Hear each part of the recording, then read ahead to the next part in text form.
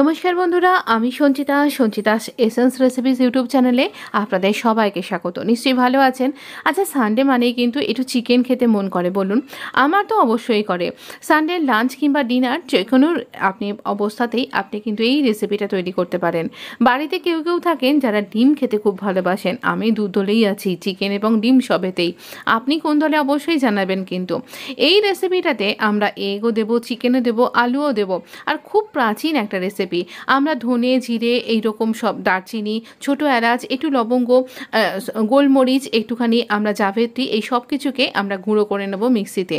না গরম টরম করতে হবে না, নর্মাল আপনি একটু গুঁড়ো করে নেবেন। এইরকম গুঁড়ো করবেন, এরকম স্ট্রাকচারটা থাকবে।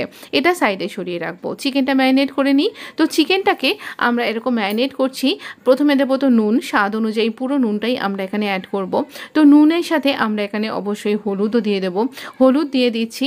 নুন হলুদের সাথে এখানে আমরা মাস্টার্ড অয়েল ব্যবহার করব। এটা খুব পুরনো দিনের কলকাতার একটা রান্না।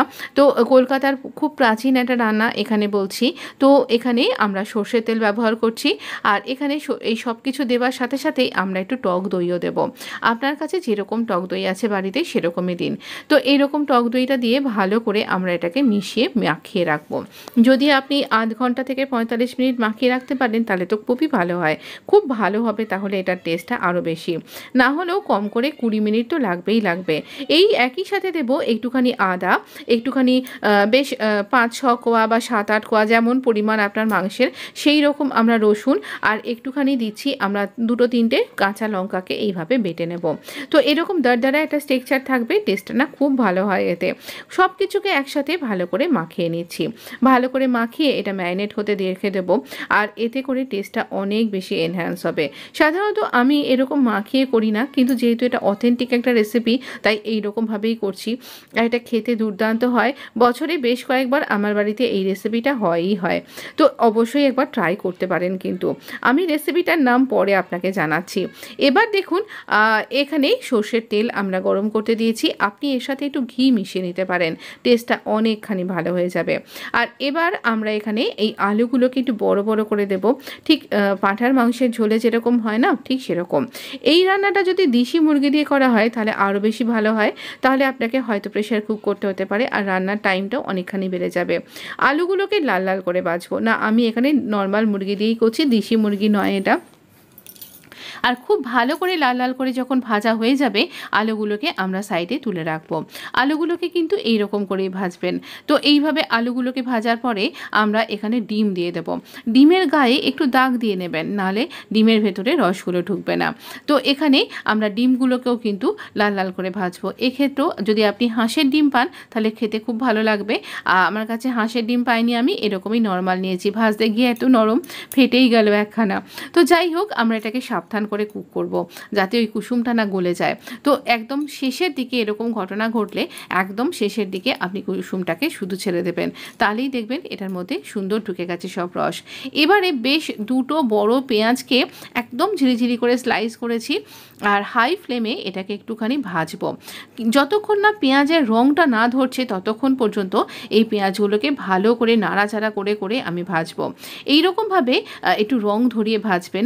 আর যদি মনে হচ্ছে আপনি একেবারে ছাঁকা তেলে বেরেস্তাই তৈরি করতে পারবেন তাহলে তাও করতে পারেন। আসলে আমরা এটা অ্যাজ এ বেরেস্তা ইউজ করব। অনেক সময়তেই আমাদের বেশি তেল খাওয়া ঠিক নয়, তাই এত গরমের দিনে তো আমি সেই জন্য একটু হালকা গরম, মানে এরকম অয়েলে এরকমভাবে অল্প তেলে এটাকে ভেজে নিচ্ছি। তেলের পরিমাণ তো আপনি প্রথমেই দেখে নিয়েছেন। এবার এই পেঁয়াজটাকে আলাদা করে সরিয়ে রাখবো। বেশ রং ধরে যাবে তারপরে কিন্তু সরাচ্ছি। আর তেলটাকে ভালো করে এইরকম গায়ে একটুখানি চেপে ধরলেই এক্সট্রা তেলটা চলে আসছে। আর এই তেলের মধ্যেই মাংসটাকে দিয়ে দেব। ম্যারিনেট করা রয়েছে, এর মধ্যে তেলও আছে, এর মধ্যে দইও আছে। আর সেই জন্য আলাদা করে এক্সট্রা তেল দিলাম না, কড়াইতে কিছুটা তো তেল ছিলই। এইবার আমরা এখানে চাপা দিয়ে দেব। চিকেনটা এইভাবেই মজবে, আর আঁচটা ধিমে করে দিন, ধিমে আঁচে এটা মজবে। কিছুক্ষণ পরে 5 থেকে 10 মিনিট বাদে এটাকে ভালো করে নাড়াচাড়া করব। অলরেডি চিকেন থেকে জুস বেরোতে শুরু হয়ে গেছে। আমরা দিচ্ছি টমেটো, দুটো বড় সাইজের টমেটোকে পিউরি করে নিয়ে এর মধ্যে দেব। ভীষণ সুন্দর টেস্ট আসবে এতে, একেবারে অথেন্টিক যে পুরোনো দিনের রান্নাগুলো হয় ঠিক সেই রকম। তো এখানে টমেটো দিয়ে একটু কষিয়ে নিয়ে টমেটোর কাঁচা গন্ধটা যখন চলে গেল সেই সময়তে এই আলু, ডিম, পেঁয়াজ সব একসাথে দেব, দিয়ে আবার একটুখানি নাড়াচাড়া করব। সাবধানে কিন্তু ওই কুসুমটাকে একটু সরিয়ে রেখেছি। তো এবার আমরা ভালো করে যখন নাড়াচাড়া করব, নাহলে এইগুলোর মধ্যে এই মশলাটা ঢুকবে না, এগুলোর মধ্যে সেই টেস্টটা আসবে না, তাই জন্য এরকম করে করা।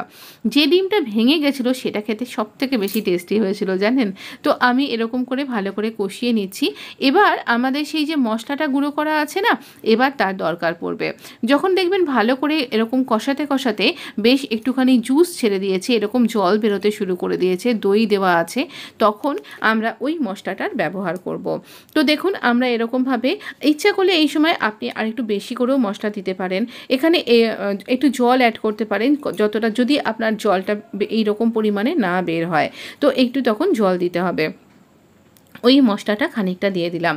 ওই মশলাটা সবটা কিন্তু আমরা এখানে দিইনি, অনেকখানি মশলা হয়ে গেছিলো, আরও একদিন এরকম রান্না করা যাবে এতটাই মশলা হয়ে গেছিলো। তো এটাকে আবার চাপা দিয়ে রেখে দেবো। আবার 5-10 মিনিট বাদে আরও জল বেরিয়েছে, আর এবার এই জলটাকে ভালো করে টানিয়ে নেবার পালা। একটুখানি মাখো মাখো হবে, আপনি ইচ্ছা করলে ঝোল ঝোলও রাখতে পারেন।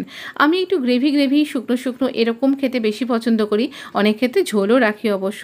তো এইরকম করে চাপা দিয়ে এরকম সেমি একটা জায়গায় যখন দাঁড়ালো, আমি গ্যাস অফ করে গরম মশলা, এর সাথে যদি আপনি ঘি দিতে পারেন তাহলে ঘিও দিয়ে নেবেন। ভীষণ সুন্দর তৈরি হয়ে যাবে আপনার চিকেন ডাক বাংলো। খুব সহজেই এই রেসিপিটা তৈরি করতে পারবেন। বাড়িতে যদি গেস্ট আসে আর তাকে যদি ডিনারে নেমন্তন্ন করেছেন, অবশ্যই সার্ভ করুন, তিনি তো বাবা বলবেনই আর সবাই ভালো বলবে।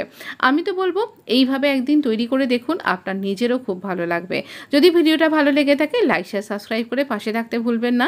আপনাকে অসংখ্য অসংখ্য ধন্যবাদ।